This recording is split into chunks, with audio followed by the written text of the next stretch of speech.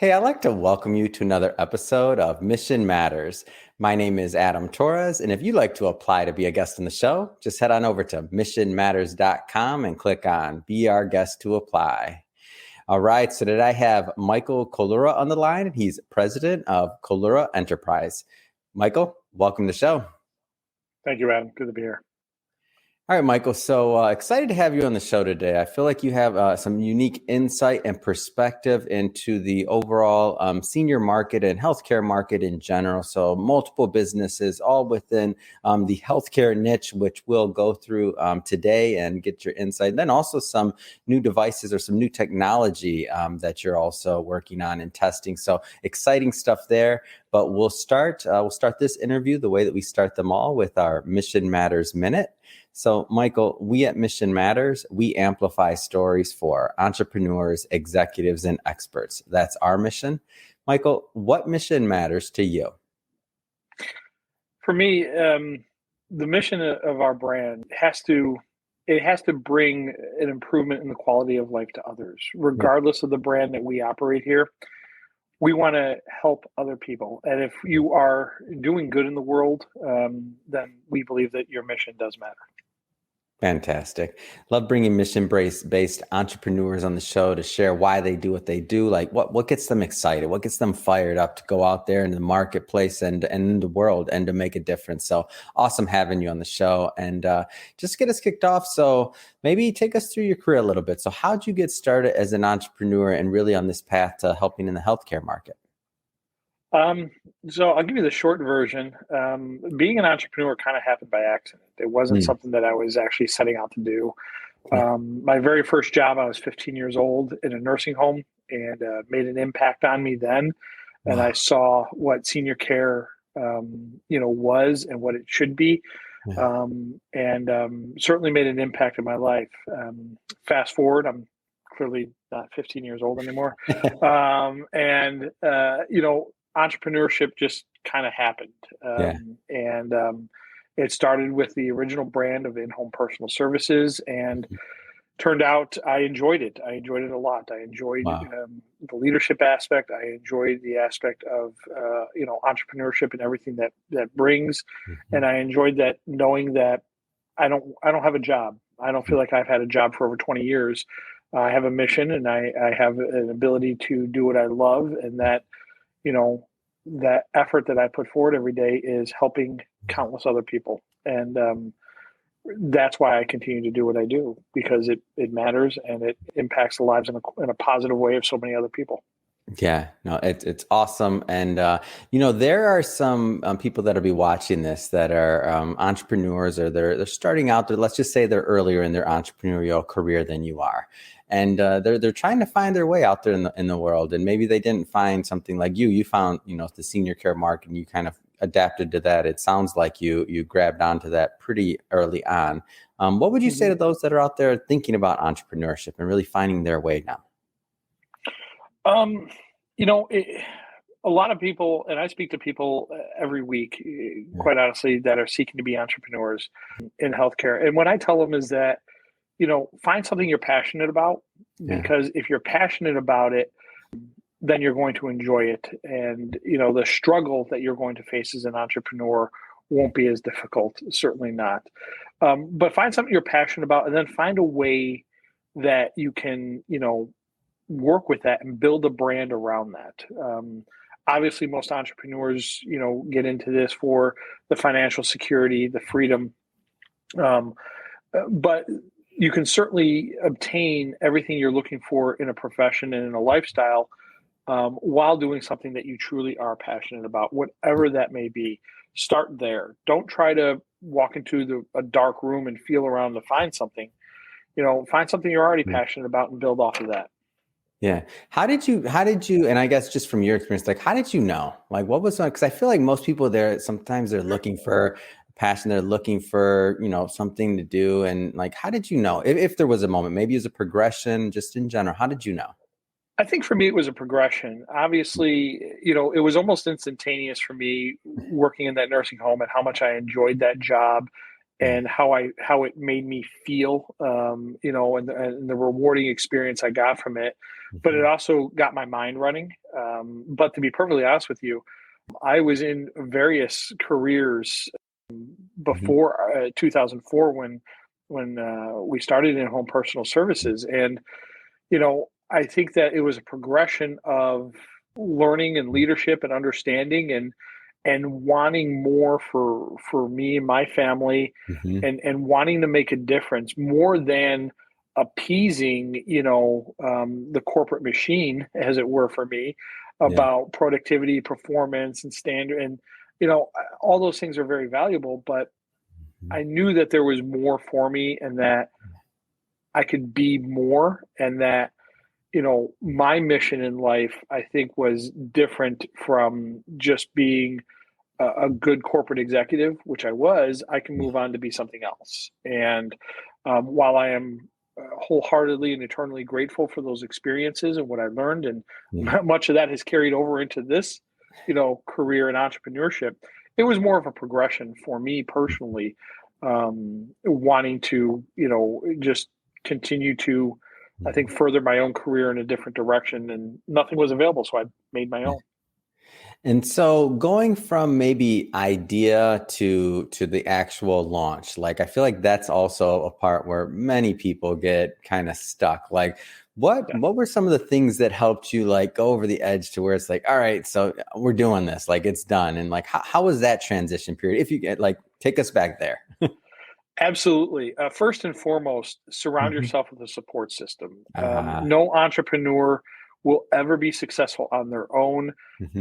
Even if you look at some of these big name billionaires, there are massive teams around them making that happen for them. It's not just them. You may be the idea person, you may be the visionary, but no mission, no vision is ever going to be achieved alone. So surround yourself with a support system and people that you're going to be able to build a company with, or build a brand with, build a dream with. From there, I would also say embrace the failure, because failure is a big part of the learning process. Every entrepreneur out there has failed, myself included. Some of us rather fantastically before we were able to succeed, but it's there. And lastly, I would say, if you're passionate about something, find a mentor that's equally passionate about your success. And that way, when you're navigating these processes, you're not doing it alone.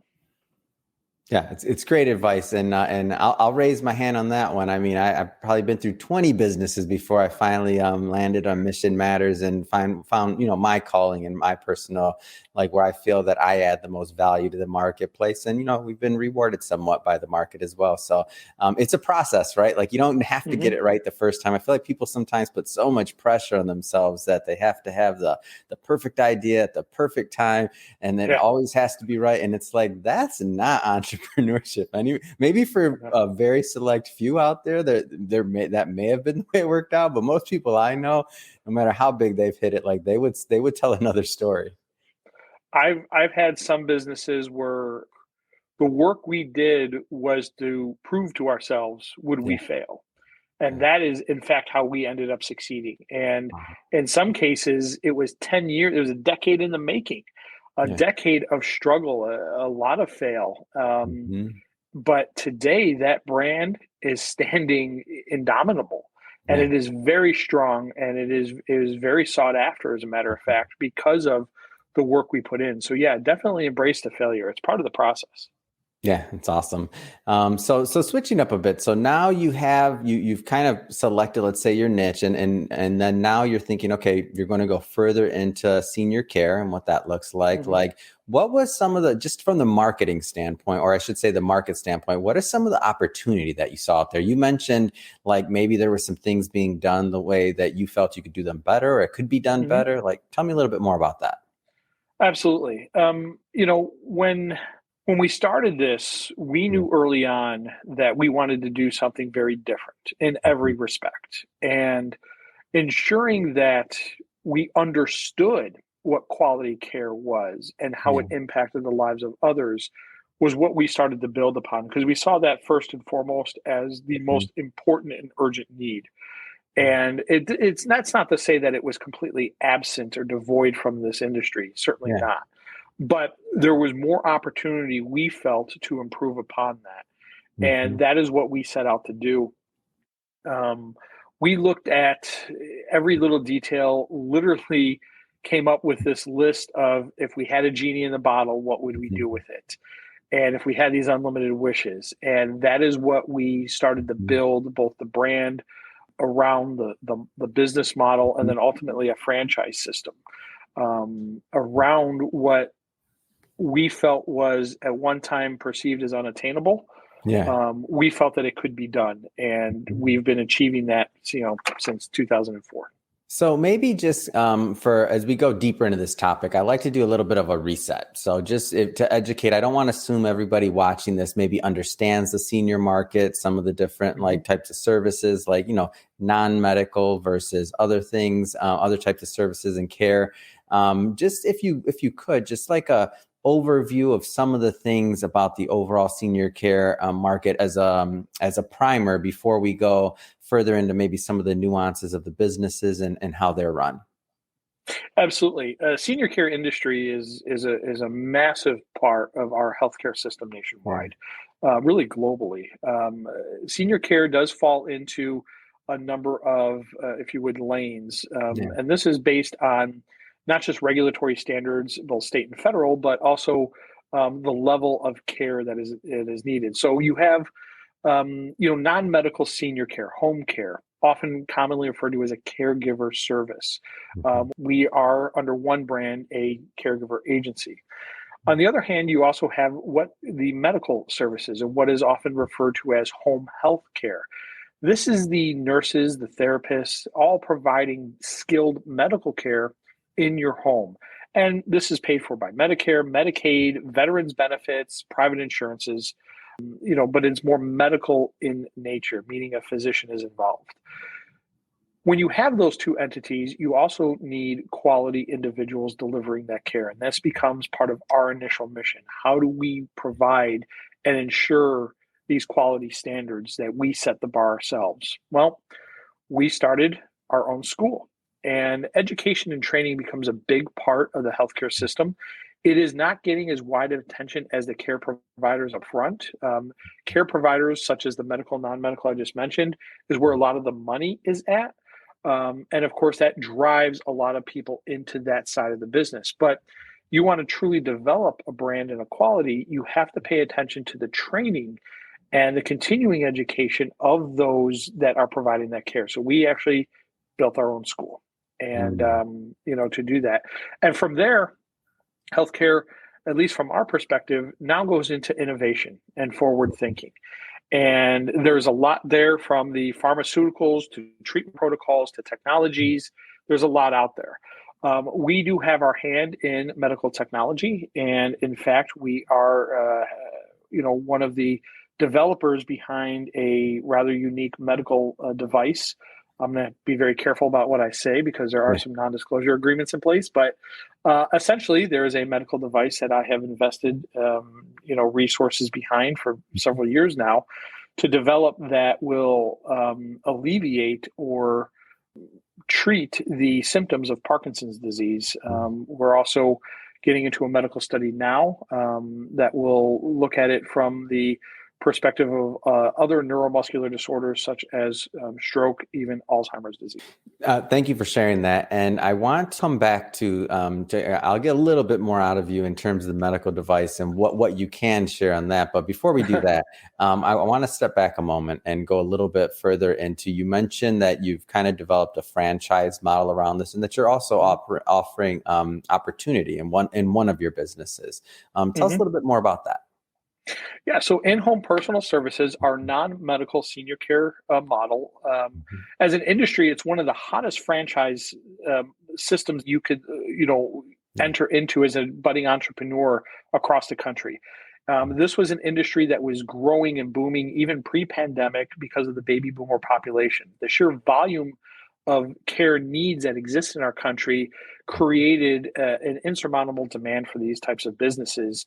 They are low startup cost, low, at least our brand, low startup cost, low threshold for entry, high return, a very strong developed model.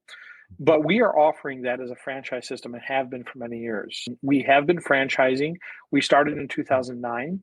We intentionally ceased the sale and release of new franchises and spent nearly a decade studying the industry, the competition, the market, and perfecting further on a business model. This interview won't be long enough to go into it. So let me summarize by saying we have built a franchise system with more advantages and differentiators than any other system in the country. And if you think I'm wrong, give me 15 minutes and I'll change your mind. Because we hear that from brokers and coaches and business entrepreneurs every day. I have a call today at 3:30. He's already spoken to half a dozen of my competitors, and he's done talking to them and only wants to talk to us based on the advantages and differentiators we hold that set ourselves apart in this industry that are resonating with him as an entrepreneur. So this is one of our strongest brands. It's our largest brand. We have active franchise units, in several states today. And we are closing new units. I just closed a new unit for Las Vegas, Nevada on Friday, and I am closing 2 additional units here in Illinois this Sunday, February 6th. So we are growing at a very rapid pace. We turned on the quote sales process of franchising right after or midway through the pandemic. When the pandemic hit and we were ready to launch again, I said, no, well, we're going to prove the business model yet again during a pandemic. And we did. Right. And we get a lot of questions about why we held back the growth. And I tell them it was for the quality of the brand. And when entrepreneurs want to join, and to your earlier question, people are always worried about how to navigate. And they have that entrepreneurial fire, but they don't know where to go or what to do next, or they need a support structure. Franchising is the perfect vehicle for you to get there because you have the expertise and experience of my entire team. You have the knowledge and understanding of everything we have learned over our 15-year, almost 20 years now, operation since 2004. So a lot of those mistakes and failures you're not going to have to make because we've already made them for you, basically. And you have lifetime 24/7 support for your franchise system from teams of individuals here at our corporate office. So it's definitely an opportunity for all levels of entrepreneurs that are looking to not only be business owners, but maybe be in this industry, which is proven to be both economic and pandemic proof. And so obviously brand is really important. I mean, 10 years from expanding to perfect your model and to protect the brand really and to grow on that. So I have to ask that, the obvious question is, what are the types of franchisees you're looking for to carry on that brand? Do they have to have experience in healthcare prior, or like just in general, like what are you looking for? Like what's a good franchisee? I get this question a lot, and sometimes my answer stumps people, but here it is. I only have one quality that you must possess. I only have one requirement. You must possess a genuine desire to care for the elderly. That is the only requirement I look for. Everything else that entrepreneurs face or, somebody entering a franchise system has concerns with, we spent those 10 years solving those problems. We've built the supports around it. And we are so confident in our ability to train and support and for our entrepreneurs to operate within this business model that we don't have to have a lot of other requirements. My current operators literally come from all walks of life, all different, backgrounds, education, training, and experience. They all do well. It's amazing. Amazing. Yeah, you're right. I was surprised by your answer and I was stumped. so you didn't. But that is the brand. That is the brand though, right? Because if you don't have a genuine desire to care for people, honestly, I would not award a franchise to you. You can show up with the biggest bank account, the best credit score, and all this experience and fancy degrees. But if you don't care about what it is we do, you're not going to be a good operator for the brand. And that is what we are protecting. So I know you have some other brands and some other things that you mentioned. For example, you mentioned a school online. Like, tell us a little bit more about that. Matthews Education started in 2008 out of a combination of state changes in our state regulations, but we saw it as an opportunity to set the bar considerably higher than the state regulators. And we did that. So we built in-house our own training program. We wrote all the content ourselves from the ground up. Wow. And coming in just a few weeks here, we will launch the brand new website at matthews.education. And we have caregiver certification training compliant for all 50 states launching. We will be launching this program here in just a couple of weeks. I was literally on a call this morning with a web developer, and we are launching it now until July 5th, absolutely free of charge nationwide. So we are looking to give back not only to a healthcare system and a community, we're looking to help those that are looking for free, low cost free, being zero, training to enter into an industry that is struggling with the need for qualified healthcare workers, as well as helping people get back to work, those that are transitioning from careers, because this is sustainable, long-term, well-paid, well-compensated employment in an industry that is in need. So Matthews Education provides the state-level certified training for all 50 states for those that are looking to be commonly referred to as caregivers, but these are frontline professionals that are providing the senior care, and all the content is completely written and unique in-house. That's amazing. So it sounds like you as I'm kind of picturing your model overall, like you saw a need, you see needs in these different areas. They're all to deal with care. It's all part of your expertise and things that you've learned through the years. And then you're creating more solutions really to help seniors and to help the care industry overall, like, because they're all related, right? That's what entrepreneurs do. We look at a problem, we come up with a solution. That's what entrepreneurs are, right? We find a solution to things that are facing community, society, industry, you name it. That's what entrepreneurs often are facing as far as a challenge. And thank you for that. But it's not me; it's an entire team of people here. And without them, I'm nothing. I would not be who I am today if not for them. And I'm very blessed for the team that I have here, because they're the ones helping driving all this innovation forward. And Matthews Education is truly a one of a kind. In fact, if you go to the Illinois Board of Higher Education and you look us up, we are the first and only caregiver certified training center in the state of Illinois. Oh, wow. Recognized by the Illinois Board of Higher Education. Oh, it's amazing. That's a big deal. That's awesome. Yes, it is. It's quite a milestone. When we were going through the process, the director at the Board of Education reached out to me, and it was questions about, why are you doing this? Like, it's not required. I don't understand. Why would you do this? And quite simply, we said, because there's a need. The quality and the training, the quality of the caregivers and the impact they make every hour of every day in the lives of those that trust us matters. So we built what was originally this massive advantage for our brand. And we said, you know what? We can't keep this to ourselves. And that is why we are making it available. And I've had several other very large national brands already approach us and ask to utilize our platform for training their caregivers. Now, that's a sign of respect when your competition comes to you and asks you to train their caregivers too. I actually have it on their letterhead. We're not going to release it publicly, not yet anyway. I'm going to ask them if I can, but we have it on their letterhead requesting this. So yeah, we're quite proud of it. That was a very personal mission for me. Matthews is actually named after my younger brother who passed away. He was only 23 years old, and this was a way to memorialize him and for my family to carry on his memory in a very positive fashion. So yeah, we're very excited for that launch, and that is imminent. It may actually be the end of this week. I'm waiting for the official word. We're debugging a few things right now. For some reason, a couple of states won't test, and we go through the test because you got to take the course material test and then get certified. And for some reason, some of the tests are not completing. So we're fixing it now.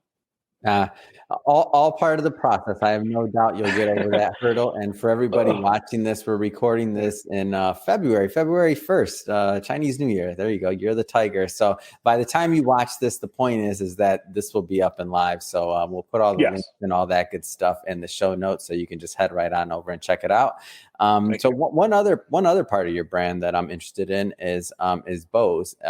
It's Bose In-Home Care. So tell us a little bit more about that company. So I was actually not the founder of Bose. Bose In-Home Care was started by Mary Ann Bose back in 2005. Long story short, she actually sought me out. In-Home Personal Services had a really strong reputation in the marketplace, and she wanted to ensure that her legacy carried on in a positive fashion. In a very short period of time, I bought the company from her. Amazing. She comfortably has retired, but we did agree to retain the brand name Bose. It was her name, and we did so. And it's one of the reasons, at least, that we've kept the brand name going. But I'm very proud of what the team has built. When she came to us, she was a very small agency, had only about 10, 15 patients under her entire umbrella agency. We grew the company to well over 700 active census, which to those that understand the home healthcare industry, that's larger than some hospitals. So a major agency in the marketplace that has not only maintained its standards of quality care, but the reputation it carries for patient care has been very strongly exemplified, even by those who may find cause to criticize the agency. Even they admit, but the patient care was really good. And that's truly all that matters. Patient care is what matters to us, and the team that we have here, it's what matters to them first and foremost. And that is, at the end of the day, the mission of the brand. And we're, from a Medicare medical practitioner's perspective, we're very proud of what we've been able to not only achieve, but these last couple of years during the pandemic have not been easy for any of these brands. Right. And Bose is a brand that has gotten a lot of attention and recognition during this pandemic because of its handling of the COVID pandemic. And a lot of the referral sources and hospitals and doctors that refer to Bose were calling us up asking, will you take a COVID positive patient? And we learned that a lot of the agencies, a lot of our competition were refusing, to care for COVID patients, and we were not. We were taking COVID patients day one, and our clinicians in full PPE were professional, quite honestly, heroic. Well before there were tests and a vaccination availability to them, they were still seeing these patients, knowing full well the risk that it posed and the uncertainty that was there. These are people that upheld the promises that were made to these individuals, that we will care for you. You can trust us. We will keep you safe. An amazing story. That's just an amazing story, and a testament to overall the way that these brands have built, the commitment that you make to your patients. And really and also when you think about the training, when you think about all the other things, the people that you are hiring they have to be heroic to do things like that. It just shows, and it starts from the top down. But when you think about what they're out there doing day in, day out and executing, it's just something special. I think it's something definitely special. Absolutely. So Michael, you mentioned earlier, and I'm not going to push you too far on this, but I do want to know what you can say about it publicly at the moment. So you mentioned a device, and that you're currently testing, or it may be through different areas of approval. I mean, what can you tell us about it right now? So what information we have public is that, when people often think of Parkinson's disease, they often associate shaking of the hands, right? Yeah. That's one of the physical tremors that people see, and they see this. We do have publicly testimonials live today of actual patients going through our treatment protocols with what we have developed as a medical device. We have gone through many versions of engineering during this pandemic and continue to improve upon the product. But essentially, what happens when people go through our treatment protocols that we developed in-house, as well as with this device, is over time, you see this as Parkinson's, and I've got these people on camera. Yeah. You see this, and it's sustainable. Wow. No medication. Now, we need clinical studies, obviously, to understand how we did that. We know what we did, but I am not a doctor. I'm not a scientist. Yeah. I'm not even an engineer. I'm an entrepreneur. I have doctors and neurologists and scientists and engineers around me working on this. Yeah. So we know what we have done, and we know how it has improved the quality of life of others. We need to understand how we did it, because what Parkinson's disease does, at least from our understanding, and for all the medical professionals out there, feel free to correct me if I'm wrong. Yeah. But the brain, the neuroreceptors in the brain develop a plaque, and it blocks that message from transmitting appropriately. And this is why you get a lot of like muscle movement. What we do is we have created, we call it NeuroFire. And basically what we've done is we've created a treatment protocol, both physical and mental, in which we are retraining the brain to bypass that block protocol and create a new one. And this has impacted motor balance, gait, strength, speech, even cognitive functionality with Alzheimer's patients. So we have seen a lot of really positive benefits from this with no medication. The only thing they ingest is water because they need to stay hydrated.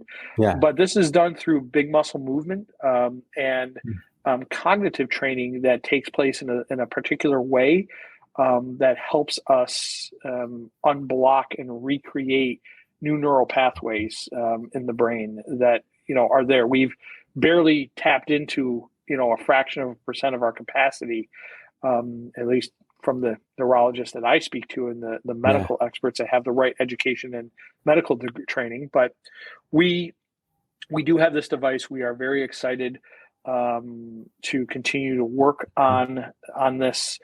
We are partnering up with a number of individuals, based on what we have seen.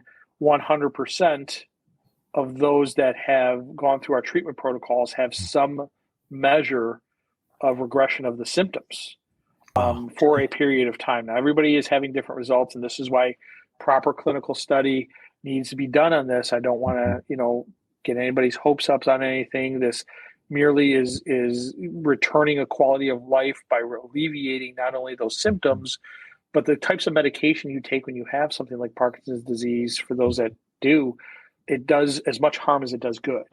And when you're able to eliminate that medication regimen and still alleviate your symptoms simultaneously, that matters. And we've put forward a significant investment to continue this, and we will continue to do so. If you go to wearefightback.com, we have our website, and our social media is still active about that brand and what we do. And the testimonials from actual patients and family members that have gone through this initial program are live today. You can hear it from them. What a great story. And I mean, really just continuing on the message and the brand and what you're doing and building, and now tackling another thing that's much needed. So I think there's a theme there of wanting to help people, of course, and really try to improve the lives of many. So I think it's a great story. I just have to ask, Michael, so I know you're a busy guy, multiple brands, device. I mean, a lot of things going on. What's next? I mean, what's next for you? What's next for the companies? Well, right now our focus is going to be continuing on what is already built. There is no new company on the horizon right now. I've been asked to be involved in a number of ventures. I'm just not going to be interested right now. My team and I, we have a strong focus on what is in front of us. Senior care is it. Our franchise model is booming and growing. Our medical practice is expanding. Our school is ready to launch, and we will be devoting more resources towards the development of prosthetic device that they put on and take off during treatment. I mean, you wear it for 15 minutes and it shows a result. So that's where our focus is going to be. Our team today is continuing to expand internally in order to meet those needs. Since the start of this new year, I have 9 new full-time hires into our corporate team and 4 more with job offers pending. So we are, let me recount those numbers real quick. Yes. So we are, I'm just looking off camera at the screen here, but we are expanding very rapidly. I have a total of, looking at this screen, I pulled up all this data. I have 37 active prospects seeking further discovery for new franchise systems in 11 states. Oh man, this is exciting! You guys are on fire. Yeah, and I mean those are the ones that just make it through the discovery process to the point where they're now engaged with a lawyer and talking about protected territories and onboarding and things. I still have 357 additional candidates here looking to get to that point. Yeah, it's amazing. So we have a sales team that is going full speed on that. It's great. So Michael, if somebody's watching this and they want to learn more or to follow the brands, whether it's the franchise opportunity, whether it's the education side, I mean, just in general, like how do people follow up and connect overall? I would send you to one of the websites. Go to ihps.com or go to bihc.com. Those are the 2 major brands of in-home personal services and Boys and Home Care. Either way, you can connect with us, learn about our brands, and we do link the other brands through those websites. So you can certainly follow us, or at the very least, connect with us through the web and just send us an email, an info@email, and we would certainly get back to you. We average right now, our web traffic is tracking 14 leads per week coming in requesting information on franchises from ihps.com alone. That's one of our most impressive lead gen sources we have that is out there. So that's all organic lead traffic where people hear about us or they see something like this or one of the magazines we've appeared in and they want to learn and know more about us. And that's how we were connected with a husband and wife out of Texas that are educators that are currently actively look to close a franchise in Alaska. Yes, we will have an active franchise in Juneau, Alaska. We not one of the territories I thought I would be selling early this year, but there it is. I'm in. That sounds amazing. And by the way, we'll put all those links and all that good stuff in the show notes so that our audience can just go ahead and click on the link and head right on over. And if this is speaking to the audience, if this is your first time with Mission Matters, we're a platform that's all about bringing on entrepreneurs, executives, and experts, and really having them share their passion, why they do what they do, how they do it, providing actionable tips for us all as entrepreneurs and executives out there to get better and really just to make a difference in the world. So if that's the type of content you like and that's what you're into, we definitely invite you to hit that subscribe button because we have many more mission-based individuals coming up on the line, and we don't want you to miss a thing. And Michael, really, it has been a pleasure having you on the show, hearing about where you've been, where you're at, and where you're going. It's just awesome. So again, thank you for coming on. Thank you very much. I appreciate it. I enjoyed this. Thank you.